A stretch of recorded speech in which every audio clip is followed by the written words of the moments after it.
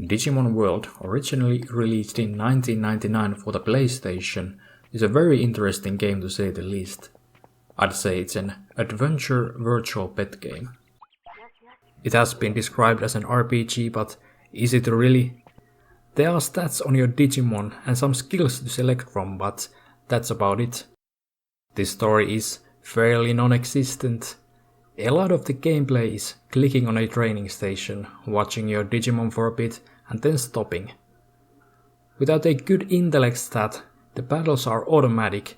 You can only yell at your Digimon telling it you can do whatever you want. From many conventional metrics, you wouldn't necessarily call it a good game. However, I'm definitely not alone in thinking this is a fun game, one of my favorites of all time. I think there are two things this game does really well. One of these reveals itself when you compare it to other Digimon media. Not Digimon adventure like the anime, though there is definitely some hint of adventure here. Not Digimon story like many of the later games would come to be called, but Digimon World. So, how is the world? And importantly, how does the player experience it? Well, let's jump in. Spoilers mostly for Digimon World's environments, and small ones for Dark Souls.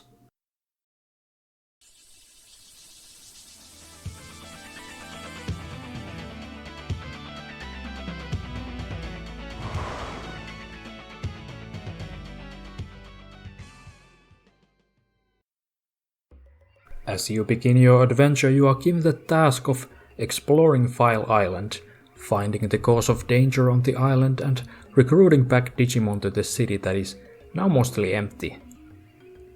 There is no map or markers pointing you in a direction, which makes it feel like you are on an adventure and not just progressing in a game from Area 1 to Area 2. What prevents the frustration that usually might come from lack of map markers and waypoints is that there's no single way you are meant to go. In every direction there are Digimon you can recruit to the city. Finding them and recruiting them, which often involves battle, creates the main gameplay loop apart from training. However, you are not simply left to wander aimlessly when it comes to navigation.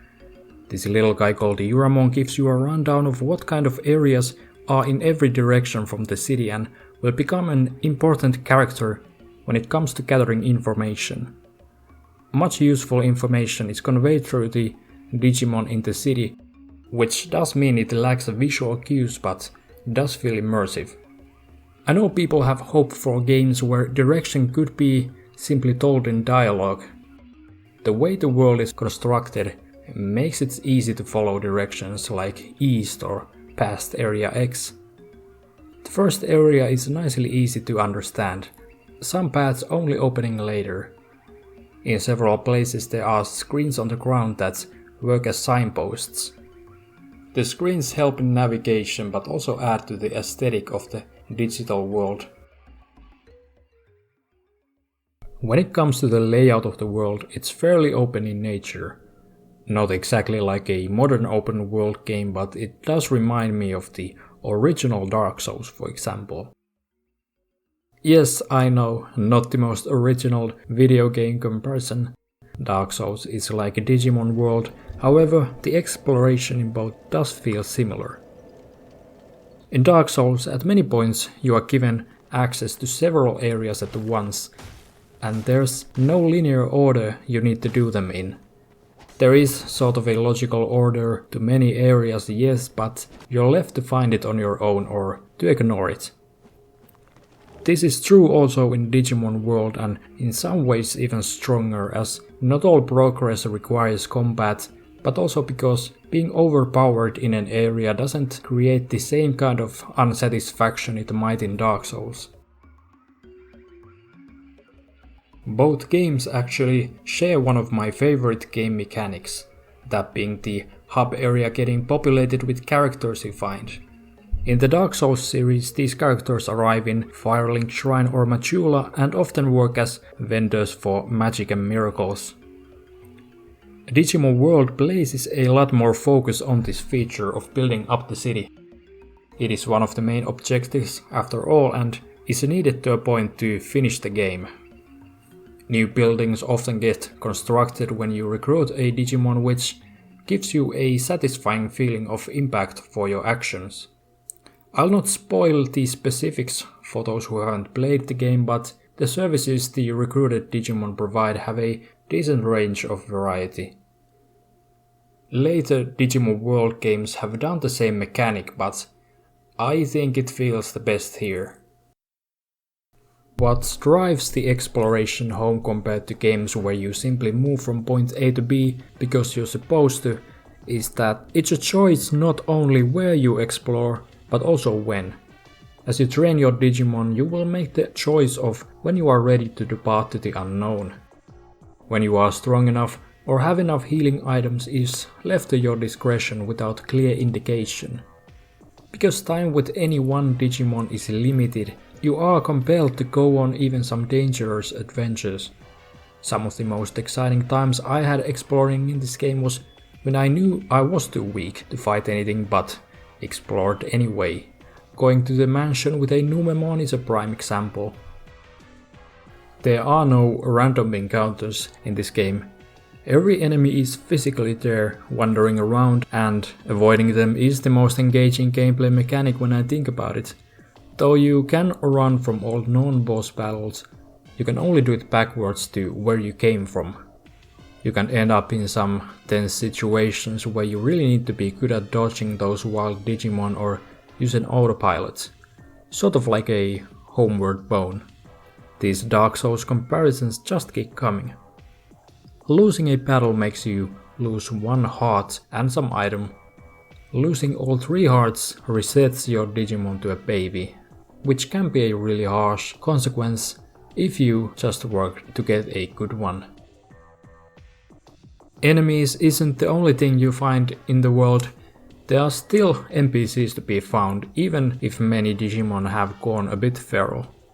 The world feels like there are Digimon just going around their business, whether you are there or not. Among the NPCs are shopkeepers, including ones that sell trading cards, which is a fun collectible. The day and night cycle also means that different Digimon will be wandering around at different times, making the world feel more dynamic.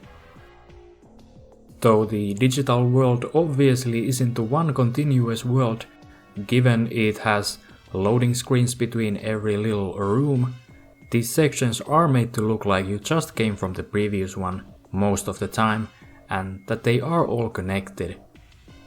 This style with different perspective every room can make some very unique looking locations and keep the areas feeling fresh. This is a good time to talk about the graphics. The game has great pre-rendered backgrounds that have aged quite well in my opinion, still looking beautiful to this day. Like mentioned previously, the change in camera perspectives allow for some cool scenes like going under the rib cage in ancient Speedy region. The areas have a nice variety, which makes exploring every part of the island appealing.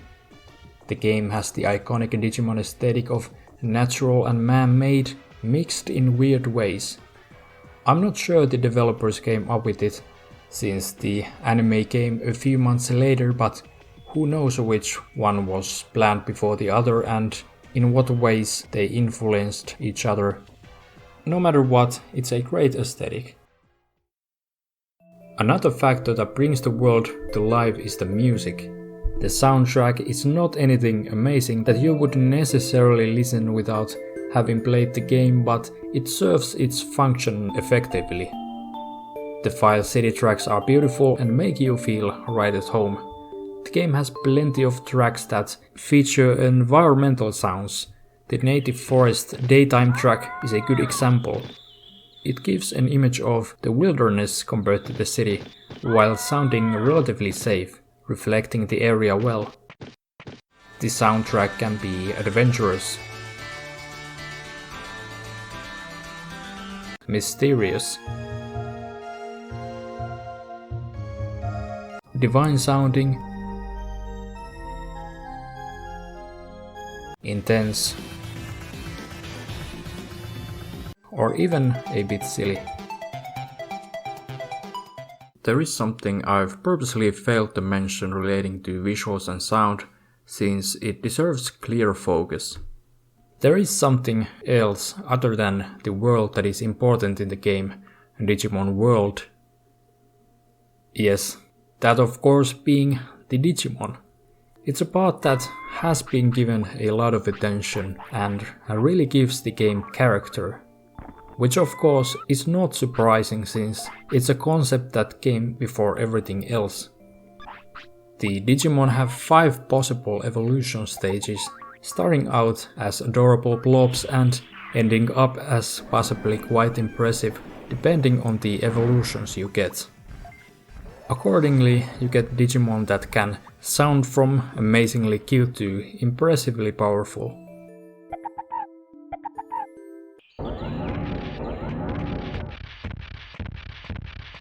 The sound effects may not be the most polished and maybe sometimes lack variety, but still do a good job at communicating what the Digimon is like. What also conveys the character of each monster is the animations: running, walking, idle, happy, angry, attacking, sleeping. Every Digimon even has a going to the toilet animation. The unique nature of every Digimon also somewhat comes through in their special attacks. There is so much character to these creatures and you can get attached so much easier than if you simply saw them walk and fight. Perhaps the most interesting mechanic in the whole game is the evolution. Most Digimon have several possible evolutions, from which they can evolve to one of them if your Digimon meets the requirements. The trick is you don't know any of these requirements. You don't even know the possible Digimon yours can evolve to unless you have had those Digimon before. This unknown factor adds joy of discovery to the evolution mechanic itself. I have focused on singing the game's praises, but this is a bit of a double-edged sword. I love the idea of getting a Digimon that reflects the style of training and care I did for them. However, the unknown nature of these requirements means you could have a strong, well-trained partner slightly miss these requirements. Worst of all, it's possible to have a scenario where there would be a Digivolution if you had made more mistakes while caring for your Digimon, but no evolution happens because you made too little mistakes. Okay, the evolution mechanic can be frustrating, but it's definitely memorable. I'm sure I'm not all alone as those who can't help but look at the mechanic with rose-tinted glasses even if I think it has severe flaws. There has been one Digimon World game that did the evolution the same way. Another one that allowed you to unlock the requirements from being invisible to visible. Perhaps I'd like a game in the future that's somewhere between these two approaches. Something like needing a stat point total but the distribution of them determining the evolution. Just a thought. We'll see what the future brings. Digimon World has made me feel the kind of wonder over the years that few games have come even close to replicating. I've been introduced to many Digimon through the many different games and TV series. All my favorites are ones that are featured in this game, and I don't think that's a coincidence. Thank you for watching.